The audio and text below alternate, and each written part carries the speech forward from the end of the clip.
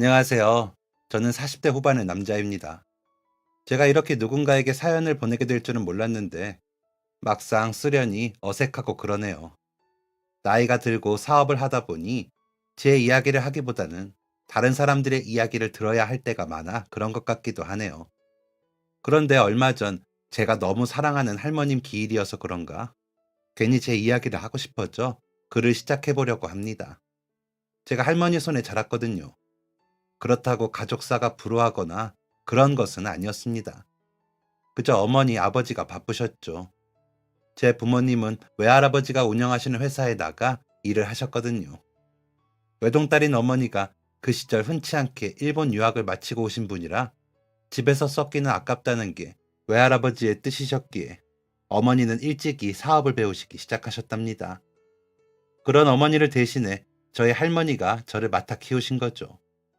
아버지는 소위 대릴사위라고 하죠. 외할아버지 보좌하시는 일부터 어머니 스케줄 관리를 하시며 어머니와 같이 일을 하셨으니 두 분이 함께 바쁘셨기에 저를 돌볼 사람은 할머니뿐이셨습니다. 덕분에 저는 유복하게 자라긴 했지만 부모님의 사랑보다 할머니의 사랑을 더 많이 받고 자랐습니다. 그렇다고 사랑이 부족하고 고프진 않았습니다. 할머니께서 저를 엄청 귀하게 여겨주시며 키워주셨거든요. 그 덕분에 저는 응석바지이기도 했습니다. 제 기억 속 할머니는 항상 웃는 얼굴로 저를 대하셨습니다.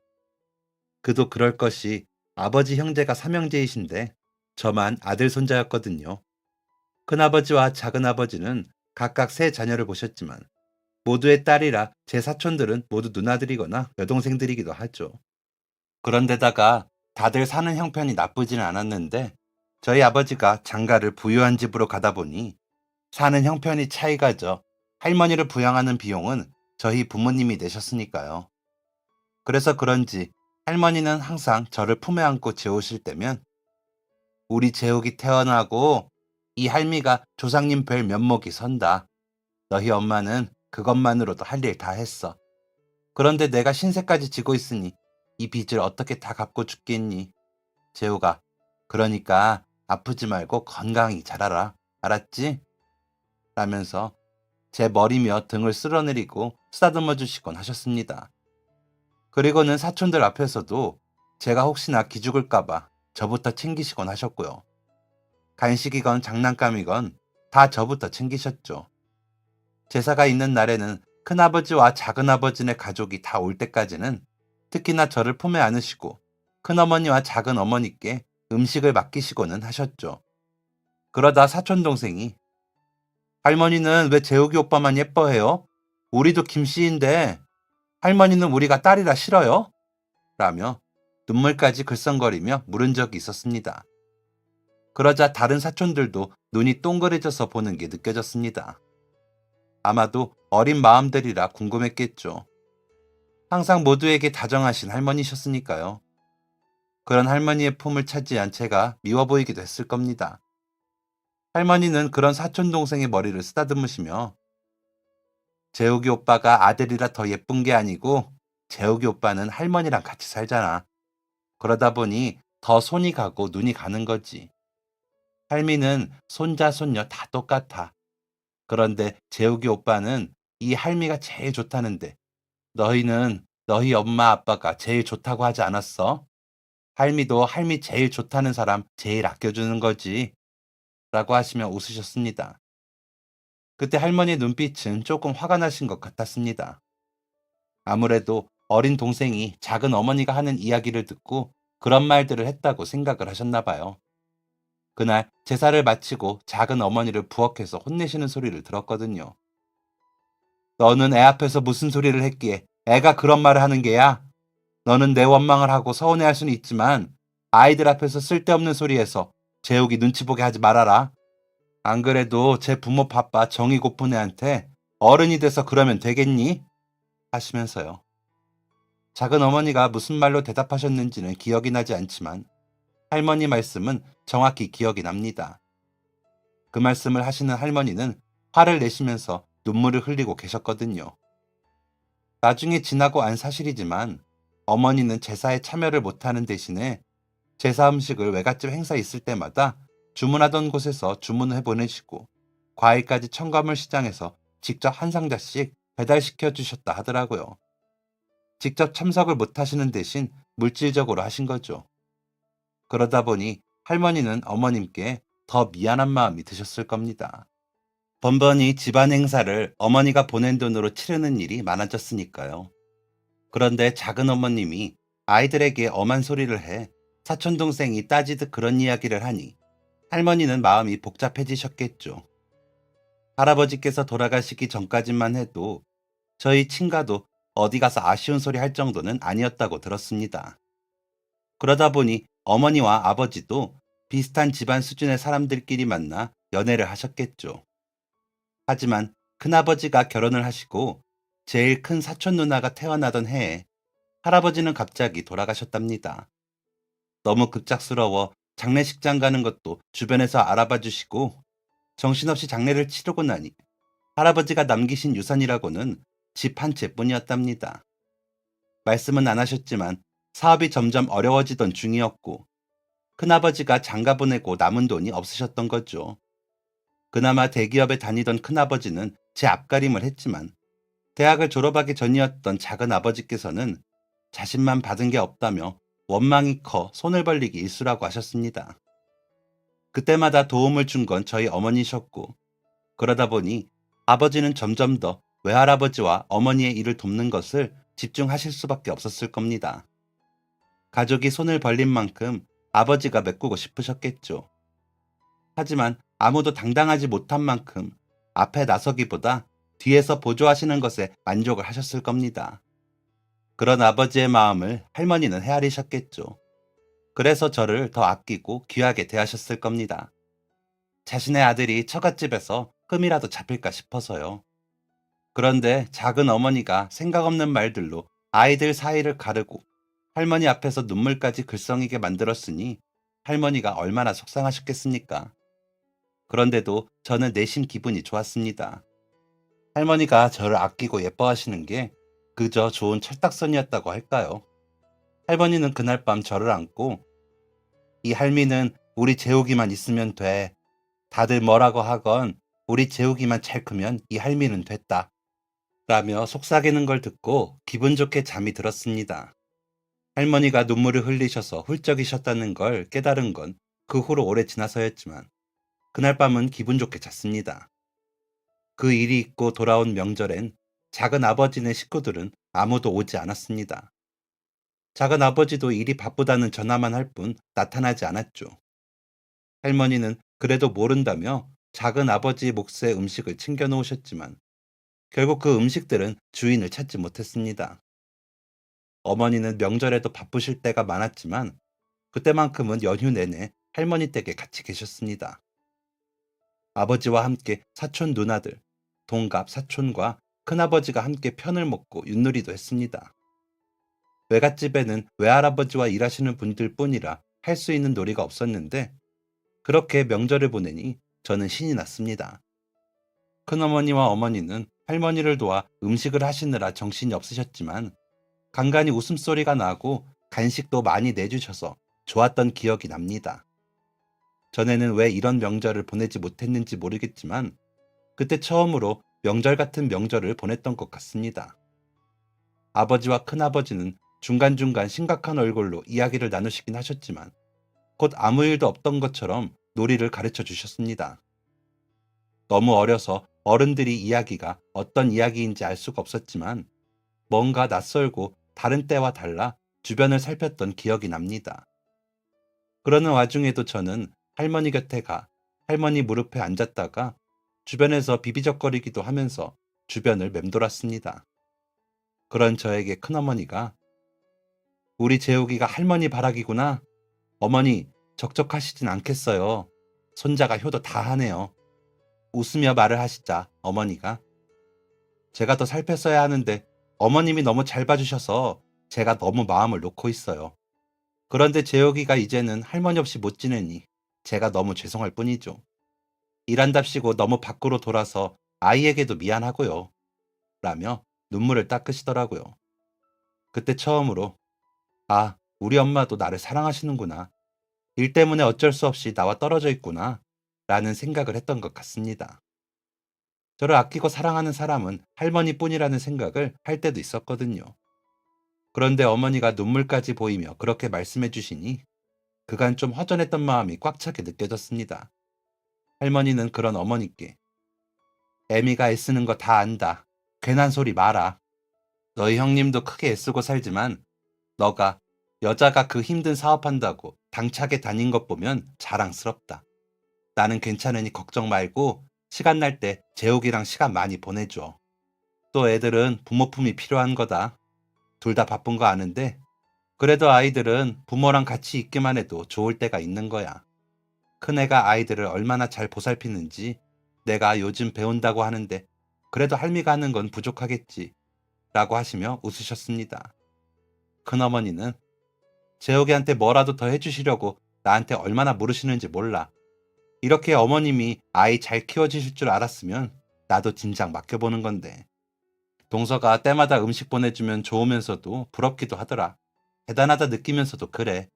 그러니까 포기하지 말고 열심히 해. 나도 어머님께 좋은 정보 있으면 알려드릴게. 라며 웃으시고요. 지금 돌이켜봐도 시샘하거나 비아냥대는 게 아닌 진심으로 서로를 위하는 모습이라는 게 느껴졌습니다. 어린 마음에도 이래서 친척들이 좋구나 하고 느껴질 정도로요. 그런데 그 다음 명절이었는지 제사였는지 모르겠지만 다른 식구들 없이 나타난 작은 아버지 덕에 집안 분위기는 험악해졌습니다. 처음 할머니 댁에 들어설 때부터 인상이 좋지 않던 작은 아버지는 음식을 매번 이렇게 사서 할 거면 제사는 뭐하러 해요? 차례랑 다 없애지. 너무 많아서 남아도는 그 돈을 어떻게 쓸지 모르겠으면 나눠주지. 그리고 얼굴은 비추지도 않고 음식만 보내고 과일 보내고. 아니, 형이랑 형수는 언제까지 그럴 거래요? 누굴 거지로 하나? 라며 목소리가 점점 커지더군요. 말은 할머니를 향해 하면서도 눈은 저를 향하고 있었기에 저는 할머니 뒤로 숨어 빼꼼 눈을 들어 작은 아버지를 보는데도 무서웠습니다. 그런 저를 뒷짐지듯 손으로 막아주시던 할머니는 너는 너희 둘째 형한테 미안하지도 않니? 성태가 왜 그렇게 바쁘고 제사며 명절에도 마음껏 쉬어본 적이 없는 줄 모르겠니? 누가 너더러 명절에 음식하고 과일 챙기라고 했더냐? 한번 제사 비용 내본 적도 없는 놈이 어디서 큰형도 내지 않는 큰 소리를 내고 있어? 형수랑 조카들 보기 미안하지도 않아? 라며 조곤조곤하지만 힘이 들어간 말투로 말씀을 하셨습니다. 저를 잡은 할머니의 두 손에 힘이 들어가는 게 느껴져 할머니가 화가 났다는 게 저한테까지 전달되고 있었습니다. 더 무서웠죠. 그런 할머니께 작은 아버지는 참나 여유 있는 형제 덕 그거 조금 본 거 가지고 지금 괄시하는 거예요? 아버지 돌아가시고 나한테 해준 게 뭐가 있어요? 집 한 채도 못 해주고 전세만 겨우 해줬잖아요. 내가 아직도 남의 집 살이하는 게 누구 탓인데. 큰형은 받을 거 다 받았잖아. 그러니 할 말이 없겠지. 나만 못 받았잖아. 나는 뭐 주워왔어요? 우리 애들은 남의 집 손주들이야? 한 번을 품고 재우지도 않으면서 돈 있는 자식 애만 끌어안고 절절 매면서 차별하지 말아요. 라며 목소리를 더 크게 높였습니다. 그러자 듣기만 하던 큰아버지께서 이 못난 자식아, 그게 어머니께 할 말이야? 정말 몰라서 그러는 거냐? 아니면 모른 척하고 가족들한테 돈이라도 뜯어내고 싶은 거냐? 멀쩡하게 대학 졸업 다 시켜줬으면 너 밥벌이는 너가 해야지. 애도 아니고 번번이 이게 뭐냐? 라며 화를 내시더라고요. 그러자 작은아버지는 뭐 달라고 하면 나한테 줄 돈은 있고 대접을 못 받으니 그 값이라도 받아야겠다고. 작은형, 그 정도는 해줄 수 있잖아. 아무리 대리사회라도 그만한 중견기업에서 비서실장이라는 사람이 그 정도도 못 해주겠어? 난 긴 소리 안 해요. 우리 아버지 집에 저 애 맡긴 값이라고 생각하라고 해요. 안 그러면 매일 와서 저 자식 보는 데서 난리 칠 테니까. 라며 큰아버지께 큰 소리를 쳤습니다. 할머니가 제 귀를 막으셨지만 다 들렸습니다. 그 당시 10살이었던 저는 작은아버지의 그런 말들이 너무 무서워 할머니 뒤에 숨어 벌벌 떨기만 할 뿐 다른 어떤 행동도 하지 못했습니다. 할머니는 그런 저를 감싸 안고 부들거리시면서 거친 숨을 내쉬셨죠. 큰아버지는 야, 아무리 형제여도 참아줄 수 있을 정도만 해. 너 더 이상은 안 돼. 혹여 재수 씨가 어머니께 죄송해서 해준다고 해도 내가 말릴 거야. 한 가정의 가장이라는 놈이 제 가정 꾸렸으면 알아서 잘 살 일이지. 부모 형제들한테 손 벌리는 것도 모자라 어린 조카를 협박해? 너 이러고도 무사할 줄 알아? 둘째한테도 내가 단단히 이야기할 테니까 괜히 너희 애들 앞세워서 돈 달라고 구걸할 생각 하지도 마. 앞으로는 10원도 줄 수 없어. 라며 일어서 작은아버지의 멱살을 잡고 끌어내셨습니다. 어른들끼리 서로 힘을 주며 싸우는 모습을 처음 본 저로서는 더 겁이 났고 두려웠습니다. 사촌들도 마찬가지였는지 큰어머니 뒤에 숨어 울고 있더라고요. 그 후로 작은아버지는 더 이상 나타나지 않으셨습니다.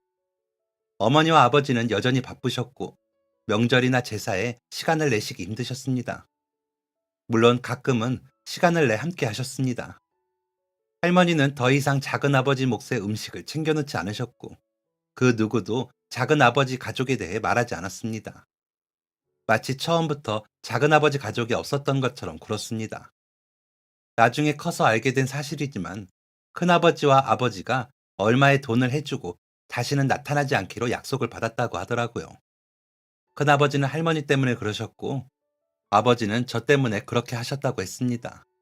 물론 저희 외할아버지께 다시는 저희 친가에 돈을 주지 않는 조건으로 돈을 받아 그 돈을 작은 아버지에게 건넨 아버지는 치욕스러워 며칠 동안 잠도 못 주무셨다고 했습니다.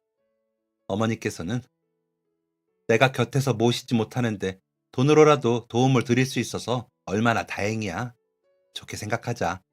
우리 재욱이 저렇게 잘 키워주시는 어머님을 위해 우리가 못할 게 뭐 있어? 라며 아버지를 달래셨지만 아버지 마음은 그게 아니었던지 많이 속상해 하셨다고 들었습니다. 결국 아버지는 어머니와 이혼을 하셨고 어머니는 저를 데려가지 못하셨지만 매달 양육비를 보내셨고 저를 2주에 한 번 만나러 오셨습니다. 저는 어차피 어머니를 자주 보지는 못하고 컸기 때문에 그렇게 속상하지는 않았는데 아버지는 다시 일자리를 구하고 벌이가 전처럼 되지 않자 예민해지셨고 술도 자주 드셨습니다.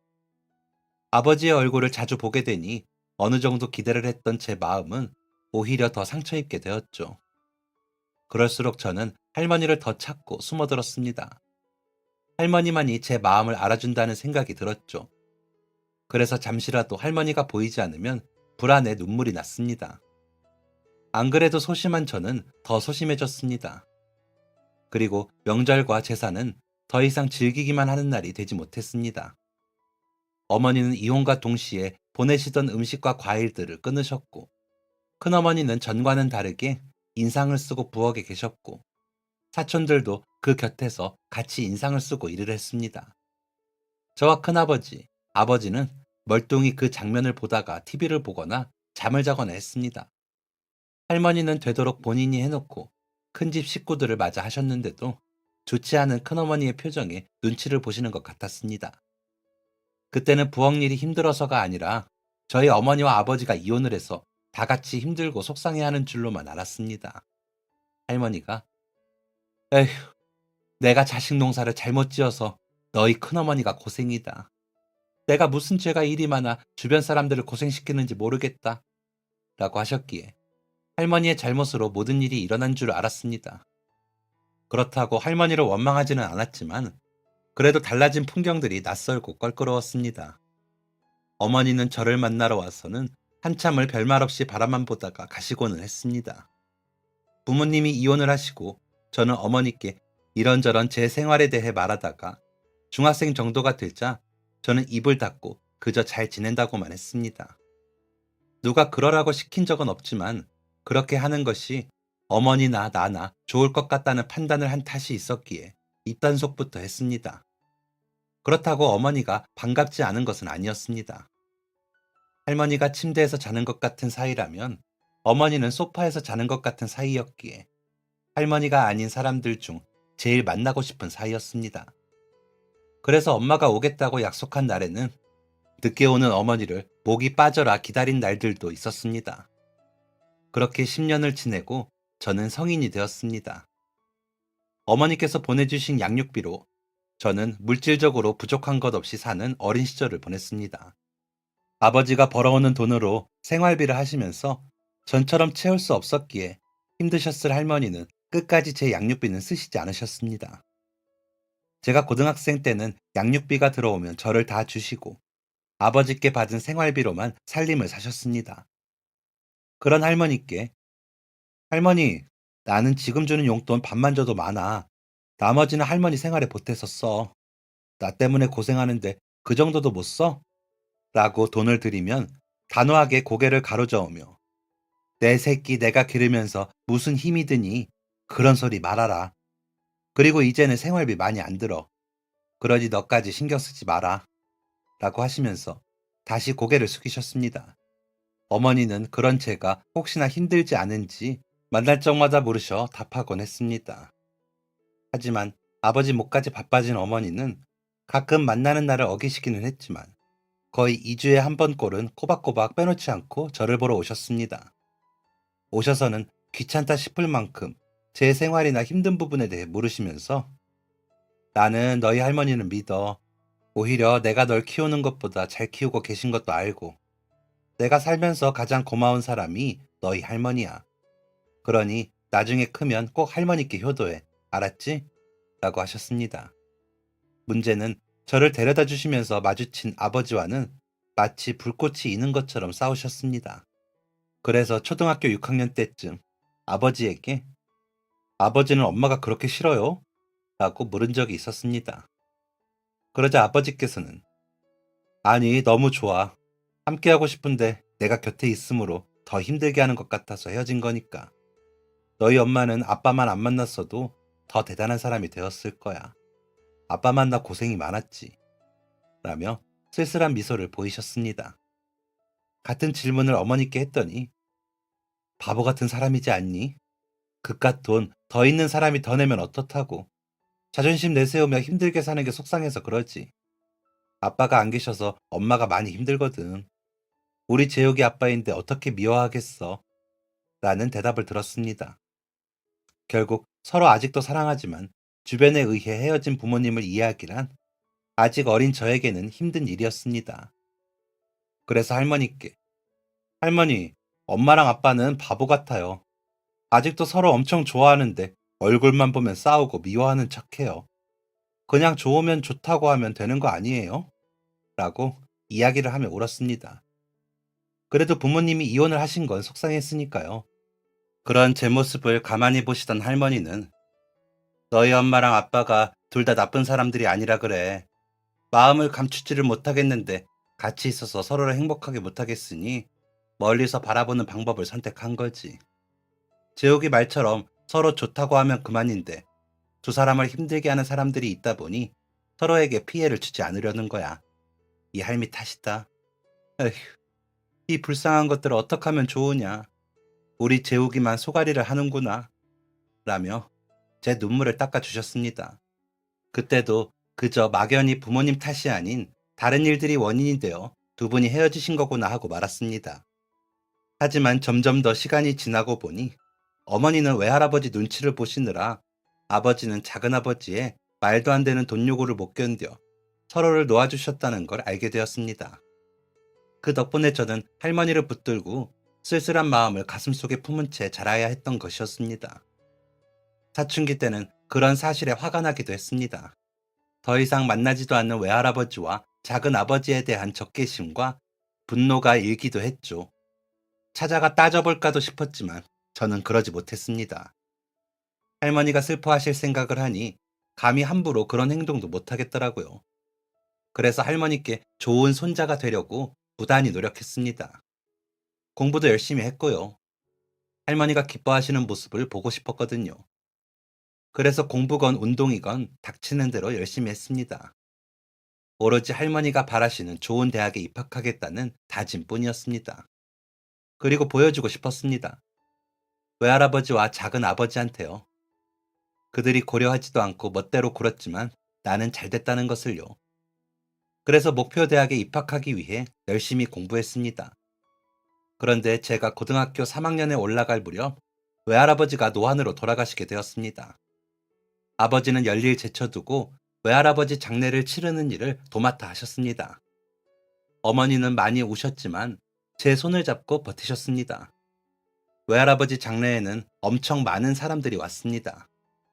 모두들 어머니께 애통한 마음을 전하고 돌아섰지만 진심으로 위로하는 사람은 없어 보였습니다. 오직 단 한 사람, 아버지만이 어머니를 진심으로 위하고 있다는 게 어린 제 눈에도 보이더라고요. 그렇게 어머니와 아버지는 외할아버지 장례를 계기로 자주 만나시더니 아버지는 다시 어머니 회사에서 일을 하시게 되었습니다. 할머니는 너무 좋아하시면서도 너희 형이랑 형수에게는 말하지 마라. 다시 합친 것도 아니고 괜히 오해 사기 쉽다. 재건이 기회라도 들어가면 또 난리칠 수 있으니 한동안 말하지 말거라. 라고 아버지께 당부를 하셨습니다. 제게는 그래도 엄마랑 아빠가 다시 일이라도 같이 해서 다행이다. 엄마가 많이 허전할 게야. 할아버지가 안 계셔서 연락 자주 해. 라고 부탁하셨고요. 그런 할머니가 저는 너무 좋았습니다. 그러다 제가 대학에 합격하고는 아버지와 어머니는 본격적으로 재결합을 하셨고 큰아버지와 큰어머니, 사촌들, 할머니와 저를 불러 식사를 대접하시며 두 분이 다시 함께 사시기로 하셨음을 알리셨습니다. 모두가 진심으로 축하했습니다. 분위기가 좋았죠. 그런데 그날 밤 할머니께서 저에게 재호가 그러지 말고 이제는 엄마랑 아빠랑 같이 가서 사는 건 어떠니? 이제 너희 세 식구 모여 살아봐야지 라고 하시는 겁니다. 그런데 저는 그러고 싶지 않았습니다. 분명 부모님께서 같이 지내시는 건 좋았지만 할머니를 혼자 두고 부모님과 함께 지내고 싶지 않았거든요. 그래서 엄마랑 아빠 다시 신혼생활 좀 하라고 하죠. 저는 할머니랑 살래요. 그게 좋아. 라며 웃었습니다. 그런 저를 보시던 할머니는 아이고 내 새끼 생각 깊은 것 좀 봐. 명문대 학생이라 확실히 다르네 그래. 이 할미 생각해서 너가 못 가는 거 다 알아. 괜히 참지 말고 엄마랑 살고 싶으면 이야기해. 라고 하셨지만 저는 그럴 생각이 없었습니다. 제게는 가족이라고 하면 떠오르는 사람이 할머니뿐이었으니까요. 그렇게 할머니와 단둘이 서로 아껴가며 살았습니다. 하지만 군대라는 곳에 가야 했기 때문에 할머니와 저는 잠시 이별을 할 수밖에 없었습니다. 입대 전날도 혼자 남아 계실 할머니를 생각하니 어찌나 눈물이 나던지 할머니 손을 붙들고 울면서 잠이 들었습니다. 휴가를 나와서도 부모님을 먼저 만나기보다는 할머니를 만났고 할머니랑 있으면 부모님이 퇴근하시고 오시는 것으로 하고 있었습니다.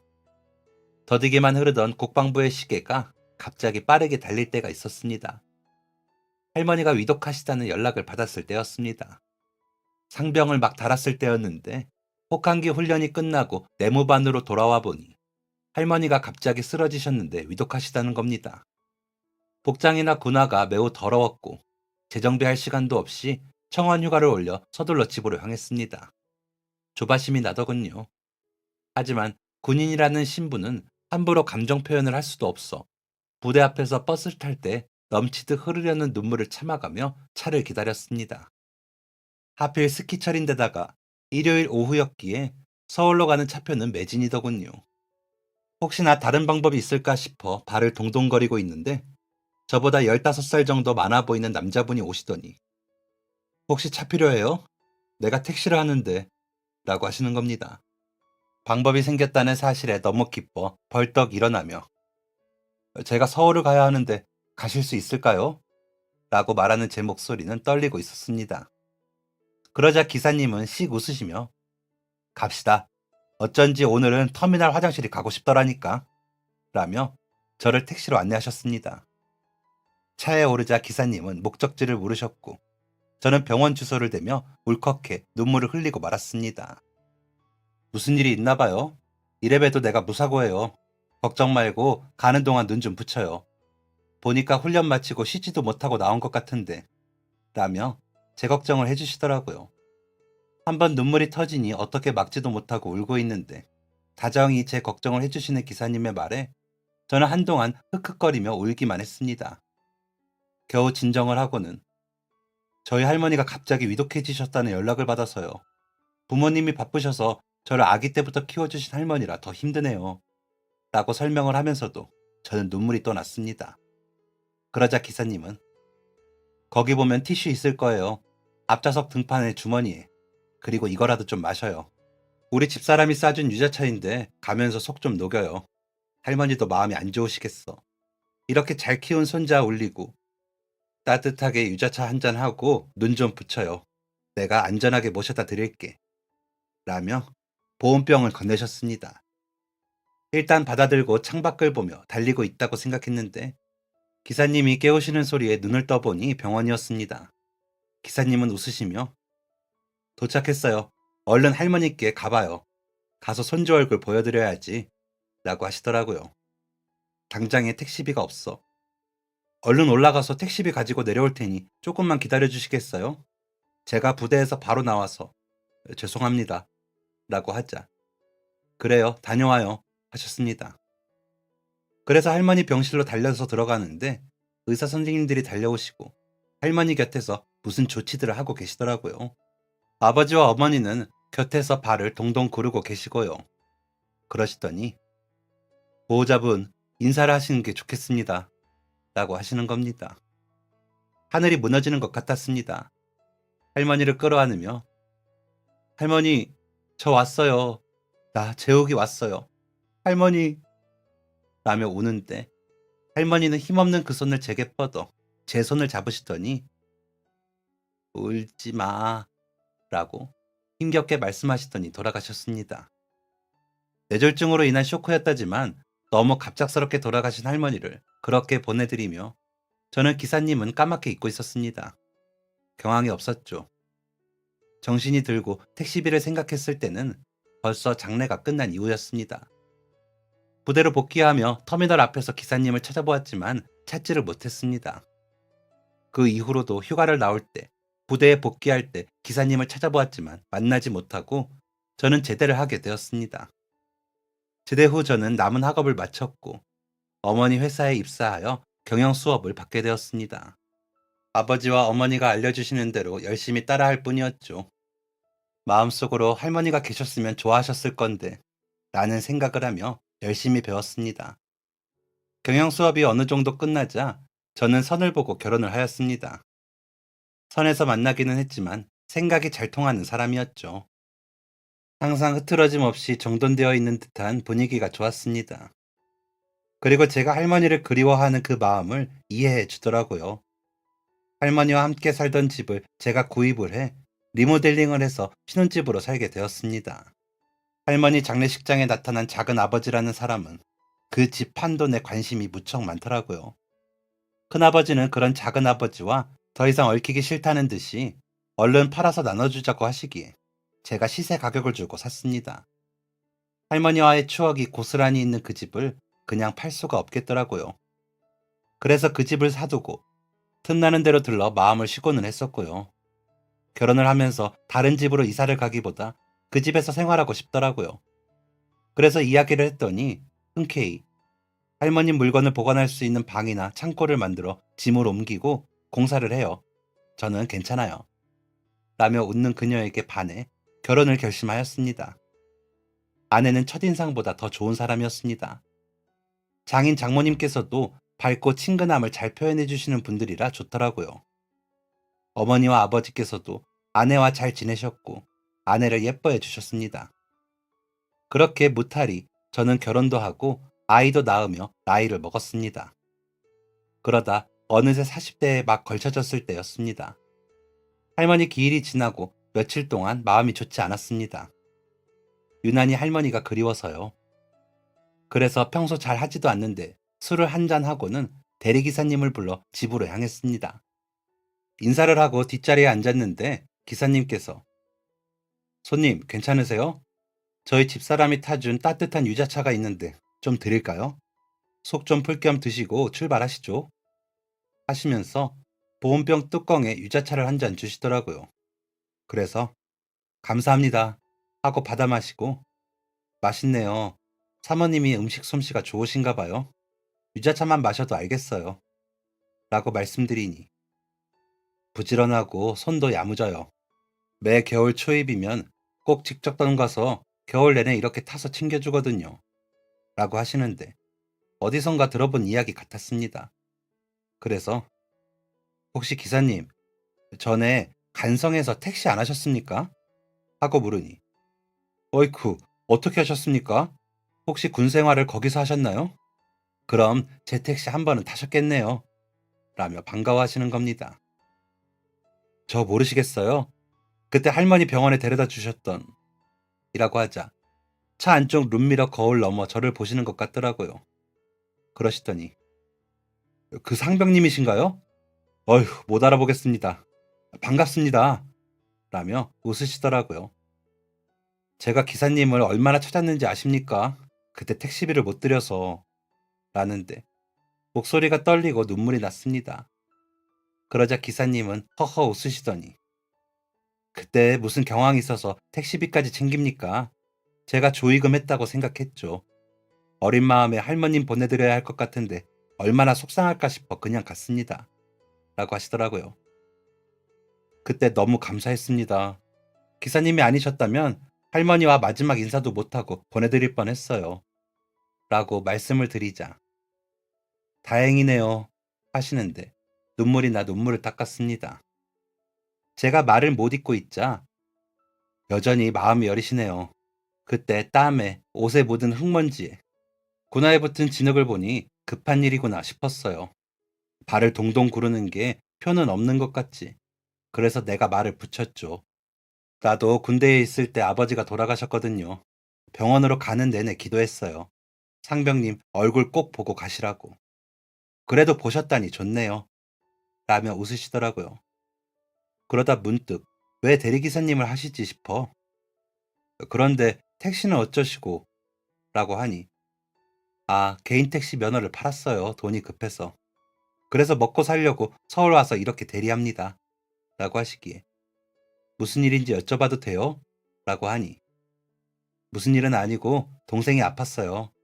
백혈병이라 병원비가 많이 드는데 아무리 벌어서 병원비를 갚아도 감당이 안 되더라고요.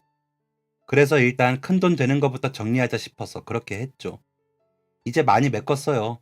동생도 골수이식 받아서 살았고 열심히 살면 그래도 사라지더라고요. 라며 웃으시는데 존경심이 올라왔습니다. 그러다 문득 회사 셔틀 기사님 자리가 빈 게 생각이 나더라고요. 하지만 그 자리에서 말씀드릴 건 아닌 것 같아. 기사님, 명함 있으면 주실래요? 제가 또 뵙고 싶어서요. 라고 말씀드리자. 네, 여기. 명함이라기보다 광고지죠. 또 불러주세요. 안전하게 모시겠습니다. 하시더라고요. 그리고 집 앞에 도착해서는 나온 대리비보다 조금 더 드렸습니다. 그러면서 제가 그때 못 드린 택시비는 나중에 꼭 갚겠습니다. 하고 말씀을 드렸죠. 그리고 다음날 회사에 출근해 기사님께 연락을 드렸습니다. 회사 버스 운행 기사님 자리에 관심이 있으신지 여쭈어보고 면접 삼아 와주겠냐고 여쭈어보니 한동안 말없이 계시던 기사님은 너무 감사합니다. 라고 하시더라고요. 이력서를 써오시라고 하고는 계약서를 준비했습니다. 그리고 계약금은 3천만 원이라고 적었죠. 드리지 못한 택시비에 꽤나 많은 이자를 붙여 계약금을 드리고 싶은데 저도 그 정도가 최선이더라고요. 물론 제 사비로 드리는 거였습니다. 기사님이 오셨기에 하셔야 할 일에 대해 말씀드리고 계약서에 사인을 받고 계약금을 드리니 놀라시며 이 돈은 뭡니까? 라고 하시기에 지금까지 기다려주신 택시비입니다. 제게는 은인이세요. 보시면 알겠지만 저 그 정도는 할 수 있습니다. 제발 받아주세요. 라고 말씀을 드렸습니다. 그러자 기사님께서는 고개를 푹 숙이고 우시면서 안 그래도 집 이사를 좀 해야 하는데 집사람이 돈이 모자라다고 하더라고요. 이렇게 도와주시니 제가 라며 어쩔 줄 몰라 하셨습니다. 그래서 도움이 되었다니 다행입니다. 이제야 마음이 좀 가볍네요.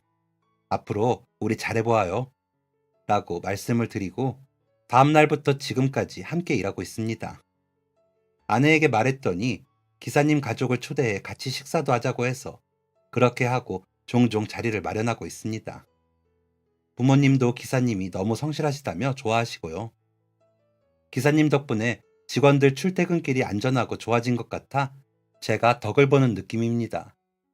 그런데도 회사에 굳은 일이 있으면 다 찾아서 해주시는 기사님을 보면서 성실에 대해 다시 한번 배우고 있습니다. 작은아버지도 저렇게 성실하셨다면 할머니가 속 좀 덜 썩다가 돌아가셨을 텐데 하는 생각도 들고요. 요즘도 여전히 돈 이야기하고 다니신다기에 아버지가 자리 하나 제안하셨더니 끝까지 일 시키겠다고? 와, 있는 놈들이 더하다. 라며 제안을 거절하셨다고 들어 더 그런 생각이 듭니다. 성실하고 선량하게 살아야 할 사람이 그러지 못하면 인생이 얼마나 고달퍼지는지도 알겠더라고요. 그래서 저는 기사님이 더 좋은가 봅니다. 앞으로도 건강관리 잘하셔서 계속 같이 일할 수 있으면 좋겠습니다. 오래오래요. 여러분들도 선량한 마음과 성실함을 잃지 마시는 일상을 가지시길 바랍니다. 저도 더 열심히 살겠습니다. 그래야 할머니가 좋아하실 것 같아요.